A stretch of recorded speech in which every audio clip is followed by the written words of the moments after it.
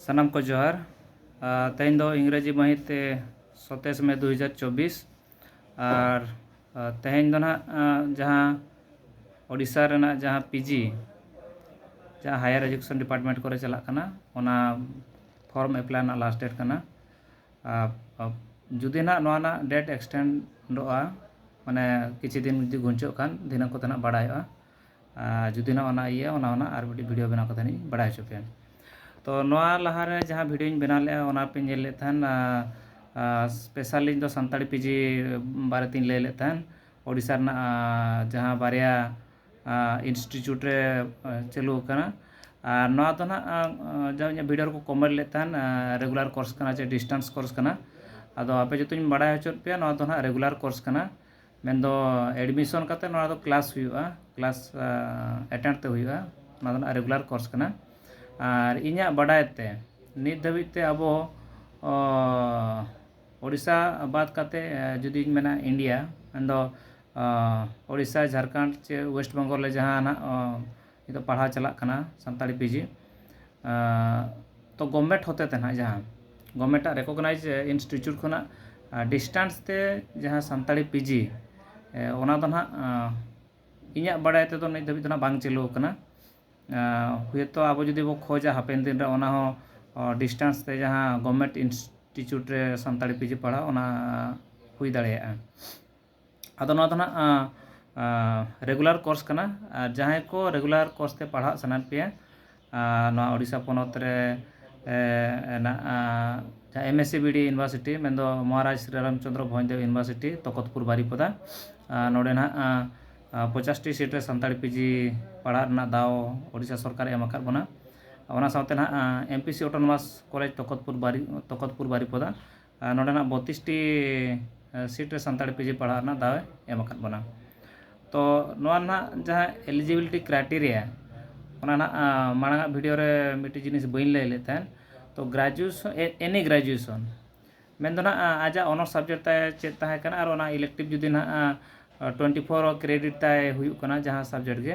एनखान तो ओना सब्जेक्ट ते उनी पठुआ पीजी पढ़ाव दाड़ेया तो ओना लकाते मिनिमम क्वालिफिकेशन दो ना एनी ग्रेजुएशन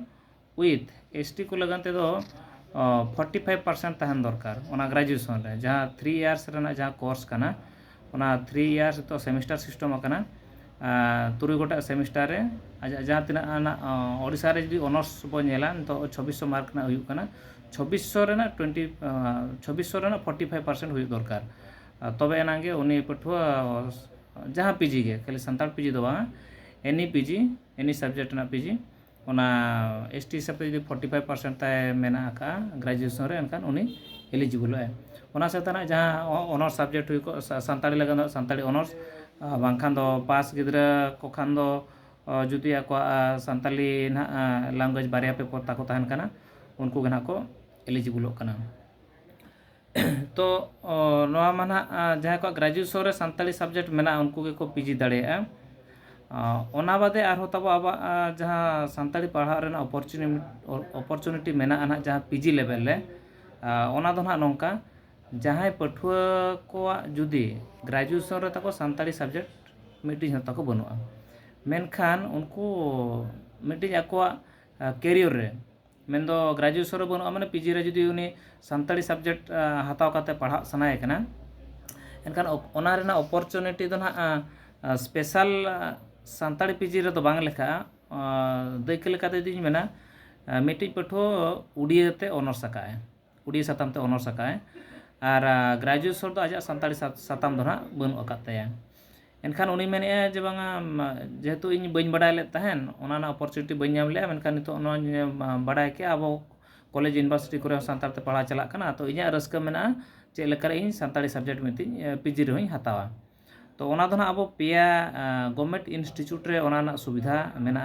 पीजी लेवल ले संताली सब्जेक्ट हता रेना तो ओना दो ना ओना इंस्टीट्यूट को दो हुयु कना एमएससी बीडी यूनिवर्सिटी तकतपुर बारीपदा जहाँ महाराज श्री रामचंद्र भोजदेव यूनिवर्सिटी को लैया ओंडे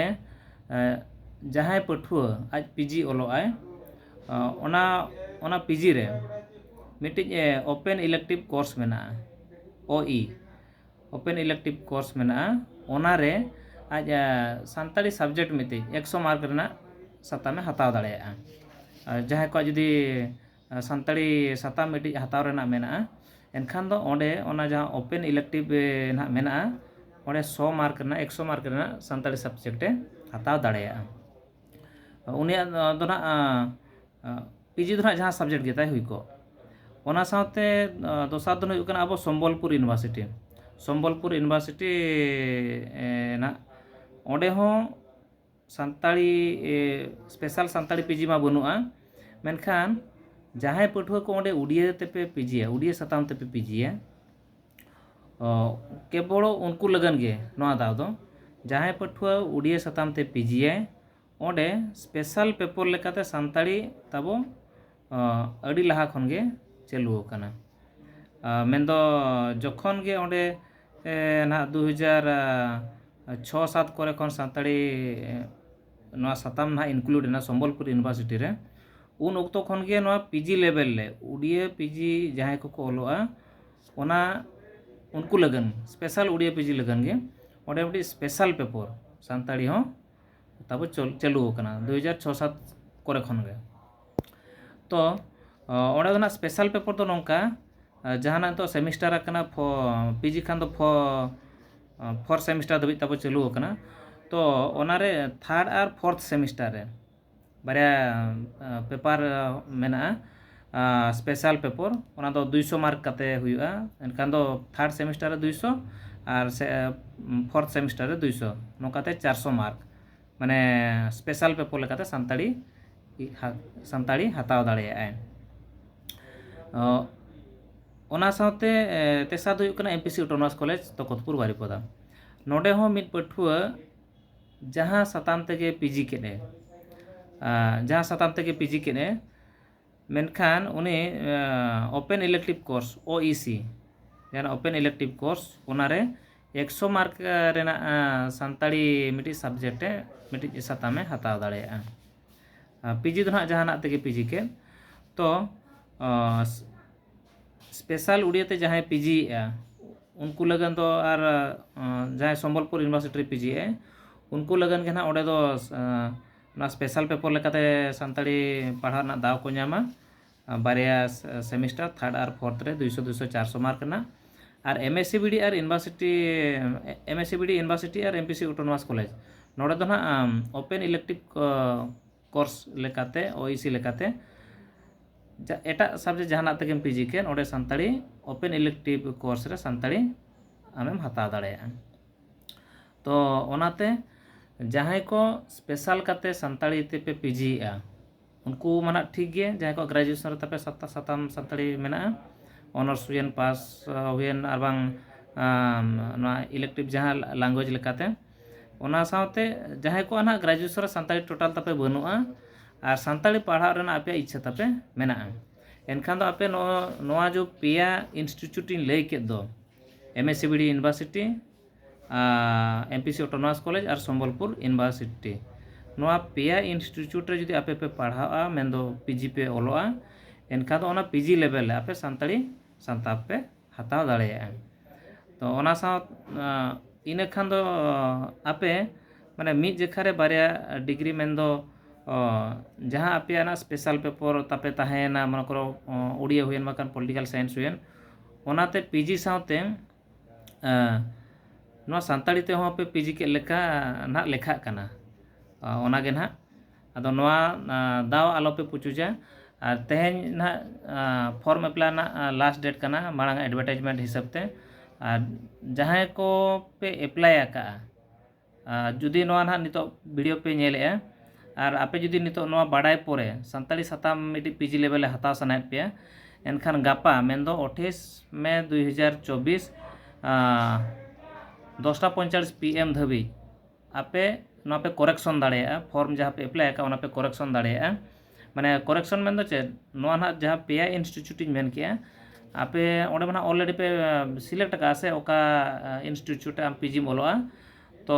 आपे जुदी नोआ साताम सानताड़ी साताम पीजी रे हताव सनायत पे एनखान आपे ओंडे चला काते ओना पे बदल दाड़ेया मेन दो गापा ना 28/5/2024 11:45 PM धाबी ना ऑक्टो मेना का।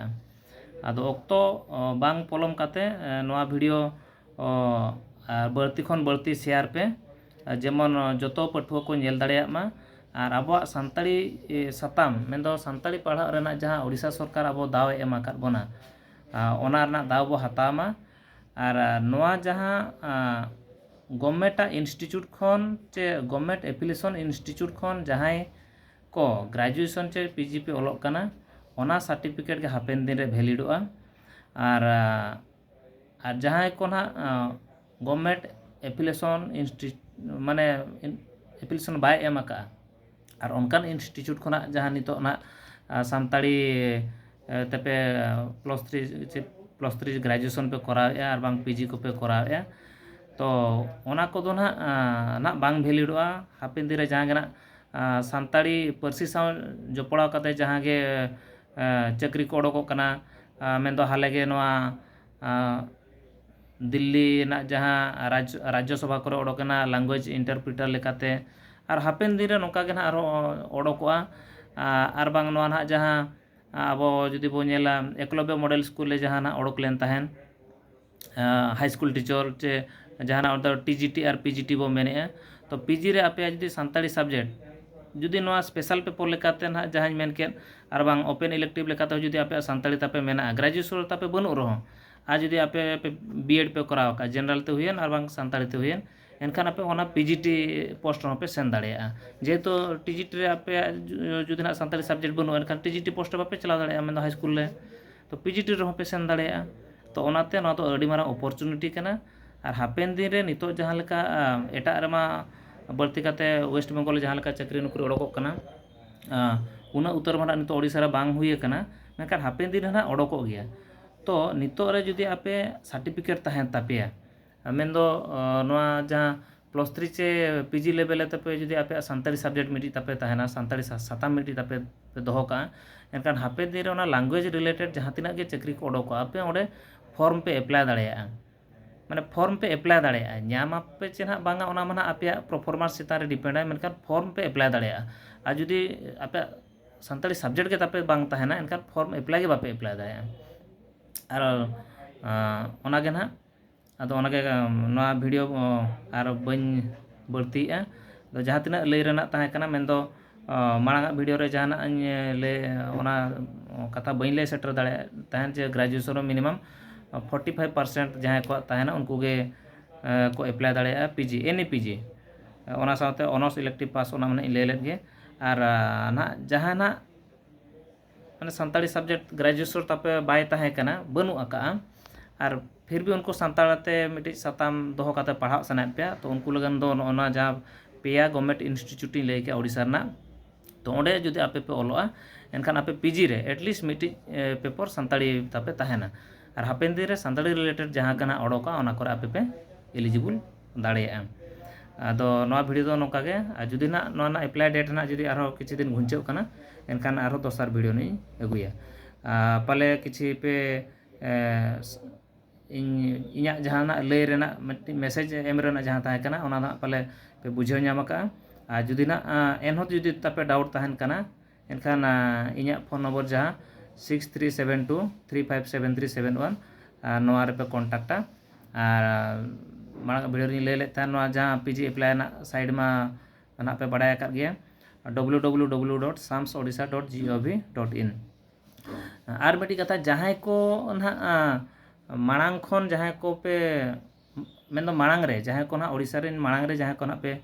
+3 पे कंप्लीट का उनको ओना तो मेन ओडिसा रे जुदी बो मेना 2006-7 कि 7-8 करे खन आबो मांग मना नॉर्थ ओडिशा यूनिवर्सिटी ताहे कना ओना उनी अंडर जहां डिग्री कॉलेज को ताहे कना ओडे सानताड़ी एमआई ना जहां ओना पढ़ा ना दाव एम आकाद बोना तो ओना ऑक्तो खन जहां को जुदी +3 पे पास काते मेना पेया और सानताड़ी सब्जेक्ट तब एमआई ना ओना उन जो दो बारे पेपर ताहे कना 100-200 मार्क ताहे कना उनको को जुदी ना नितो मेना आकाद पेया जहां को पे सारेज बारेज कना माने चाकरी को नाम को ना माना ठीक गे जहां को ना नोका गना बिन चाकरी नाम कते मेना आकाद पेया उनको को लगन नेसा दो अडी सोना लेकान दाव कना चेदा से नितो दो ऑनर्स गिद्रा ताबो अडी कम को ओडोक कना ओडिसा खना नय मांग माने एमपीसी ऑटोनॉमस खन को ओडोक कान तान आर नितो माना प्रत्येक बछर के मिद बार कॉलेज रे अब ऑनर्स बो चालू होचोए ओना लेकाते नितो दो आपे सानताड़ पीजी ओलो ना दाव पे ᱧᱟᱢᱟ मेनखान जखन ऑनर्स गिद्रा को ढेरोआ उन जो आदो जहाँ को सानताड़ी पास चे सानताड़ी एमएल काते पे पढ़ाव कना ग्रेजुएशन रे उनको आदो दाव बापे ᱧᱟᱢᱟ तो ओनाते आपे जुदी तो ओलो रेना मेना इच्छा मेना गया एनखान दो ऑक्टो बांग पोलम काते आपे नोआ अप्लाई पे आर बाखान तायम ते पे लैया जे बांग नितो दो इन दाव बाई ᱧᱟᱢे तो ओनाते जखन ऑनर्स गिद्रा को हिजुआ उन जो ना आदो पास चे एमएल गिद्रा आदो दाव तो ᱧᱟᱢ दो अड़ी मुश्किल गया तो ओनाते नितो आपे लगन दो निया नेसा दो मेन दो 2024 सेशन 24-25 सेशन रेना जहाँ पीजी अप्लाई चालू करना चे पीजी पढ़ा जहाँ एडमिशन हुआ ना आपे लगन अड़ी सोना लकान दाव कना तो जुदी आपे इच्छा मेना पढ़ा रेना सानताड़ पीजी पढ़ा रेना इच्छा मेना एनखान नोआ जहाँ इन लई के पाले पे बुझाव नाम केद गया और नोआ दो मिट्टी एजुकेशनल वीडियो कना तो ओनाते जहाँ गे ओडिशा झारखंड बेंगल जेहेतु नोआ पेया पनत रे तो सानताड़ी पढ़ा बढ़ती चला कना तो नोआ पेया पनत रेन सानाम पठुआ गे आपे नेहरे पे और सगुन दाराम पे ना ओडिशा ना जहाँ गे पीजी ना जहाँ बारे इंस्टीट्यूट पढ़ा ना दाव मेना आपे हज कते पे पढ़ा अदो ग्रेजुएशन रे और नोआ ग्रेजुएशन होना जुदी आपे नोडे ना डाउट इन क्लियर कापे कना जुदी आपे कॉलेज खन आपे ग्रेजुएशन आका गवर्नमेंट एप्लीकेशन कॉलेज खन एनखान गे ना पे एलिजिबलआ +3 ना जहाँ को ना कॉलेज खन पे कराव का और जहाँ को ना जुदी +3 रे मेन दो कॉलेज खन बापे कराव का और जहाँ गे ना अब बड़ाया जहाँ गे ना अब सानताड़ गाँवता को ना मेना ओना होते जहाँ सानताड़ +3 और पीजी पढ़ा चला कना तो ओना सर्टिफिकेट तो बापे अप्लाई दाड़े जुदी आपे फर्जरी काते हो पे अप्लाया एनखान तायम ते जखन डॉक्यूमेंट वेरिफिकेशन हुआ उन जो तापे काटिया नोआ लहारे उनका अड़ी गान पटुआ उनका को कैंसिल का और जुदी आपे जनरल ते +3 का माने कॉलेज खना ओडे सानताड़ी साताम तापे बनुआ और जहाँ अब गाँवता को चला कना ओना करे खन पे +3 का और उनको जुदी आपे पीजी पे पकावा एनहो तायम ते डॉक्यूमेंट वेरिफिकेशन जो पे काटिया तो नितो दो सिस्टम नौका कना आपे फॉर्म पे अप्लाई किया एंट्रेंस पे एम किया जुदी आपे सिलेक्शन हुईना एडमिशन मांग रे आपे पेमेंट पे हुई पे जहाँ एडमिशन फी ओना पे हुई पे हुई परे जुदी आपे एडमिशन जखन पे चला डॉक्यूमेंट वेरिफिकेशन हुआ उन जो जुदी आपे डॉक्यूमेंट वेरिफिकेशन आपे डॉक्यूमेंट जुदी फॉल्स नामेना एनखान आपे जहाँ गे ना कौड़ी पे एम का एडमिशन फी ओना तो टोटल गे बापे नाम रुआड़ा तो ओनाते आपे जहाँ को पढ़ा सनायत पे और नोआ वीडियो आंजम परे जुदी आपे बापे बुझाव लेना आपे डाउट जुदी बांग किलो लेना एनखान इन सला सगई दोहे पे और जहाँ आपे मने भितर जहाँ हिदी चे हुड़ थान कना ओना इन सलहे लगनी रिकया तेहना नोआ नितो का वीडियो तो निका गे मा तबे सनाम को जोहार।